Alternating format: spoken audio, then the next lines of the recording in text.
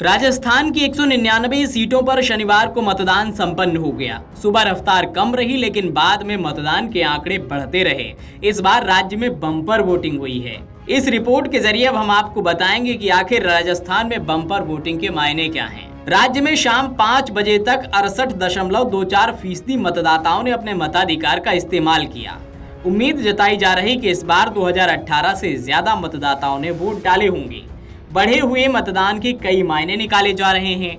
बीते 5 चुनावों का ट्रेंड देखें तो भाजपा इन्हें अपने पक्ष में बता रही है।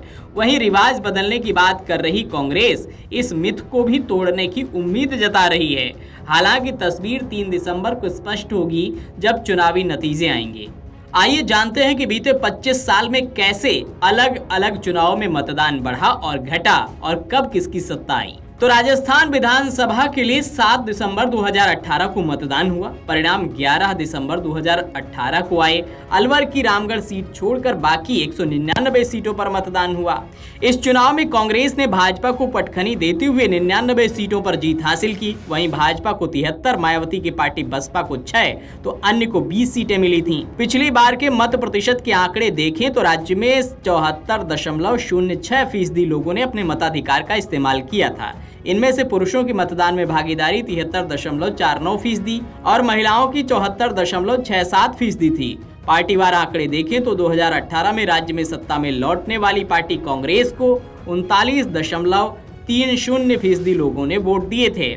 वहीं भाजपा के लिए राज्य के 38.77% लोगों ने मतदान किया था। 2013 के मुकाबले वोट प्रतिशत में 0.8% की कमी आई। राज्य में कांग्रेस ने सत्ता में वापसी की। पिछले चुनाव में जिलेवार मतदान के आंकड़े देखें तो जैसलमेर सबसे आगे था। जैसलमेर में 85.28% लोगों ने वोट किया था।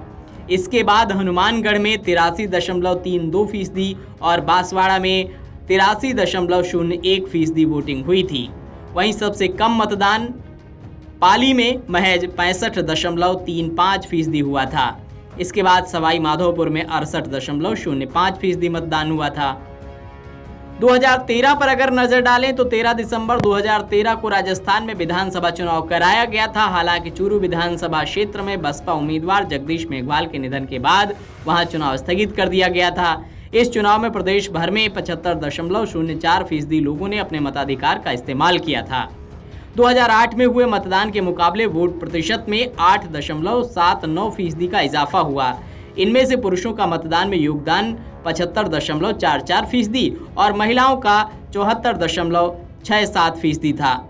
जब चुनाव के नतीजे आए तो अकेले 163 सीटें भाजपा के खाते में गई थीं। इस तरह से पूरे राज्य में पार्टी के लिए मतदान 45.17% हुआ था। दूसरी ओर विपक्षी कांग्रेस को महज 21 सीटें ही मिली थीं और देश की सबसे पुरानी पार्टी के लिए यहां 33.07% लोगों ने वोट किए थे। वहीं 2008 के चुनावी आंकड़ों पर अगर नजर डालें तो 4 दिसंबर 2008 को राजस्थान में विधानसभा चुनाव कराया गया था। परिणाम 8 दिसंबर 2008 को घोषित किए गए थे। इस चुनाव में कांग्रेस ने भाजपा को सत्ता से बेदखल करते हुए 96 सीटें जीती थीं। वहीं भाजपा को 78, मायावती की पार्टी बसपा को 6 और अन्य को 20 सीटें मिली थीं। इस चुनाव में मत प्रतिशत के आंकड़ों पर गौर करें तो प्रदेश में 66.25% लोगों ने अपने मताधिकार का इस्तेमाल किया था। 2003 के मुकाबले 2008 के चुनाव में वोटिंग प्रतिशत 0.93% कम रहा था। वहीं राजस्थान में अब तक हुए चुनाव में सबसे अधिक मतदान 1967 में हुआ था। इस चुनाव में राज्य के 87.93% मतदाताओं ने वोट डाले थे। 1967 के चुनावी नतीजों की बात करें तो उस चुनाव में कांग्रेस को सबसे ज्यादा 89 सीटें मिली थीं। भारतीय जनसंघ को 22 सीटों पर सफलता मिली थी। स्वतंत्र पार्टी 48 सीटें जीतने में सफल रही थी। राजस्थान के चुनावी इतिहास में सबसे कम मतदान 1951 में हुआ था। उस चुनाव में राज्य के 35.19% मतदाताओं ने अपने मताधिकार का इस्तेमाल किया था। तब कांग्रेस ने सबसे ज्यादा 82 सीटें जीती थीं।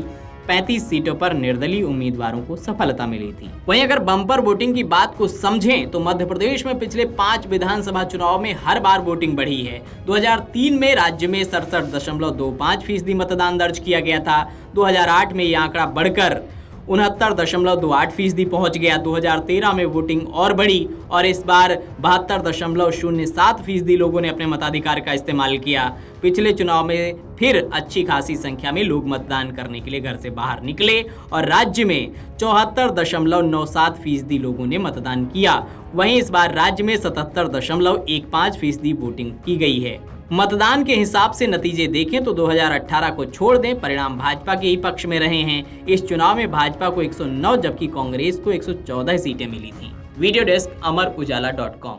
अगर आप ये वीडियो YouTube पर देख रहे हैं तो हमारे चैनल को सब्सक्राइब करें और बेल आइकन को दबाना ना भूलें। अगर आप Facebook पर ये वीडियो देख रहे हैं तो हमारे पेज को लाइक करें।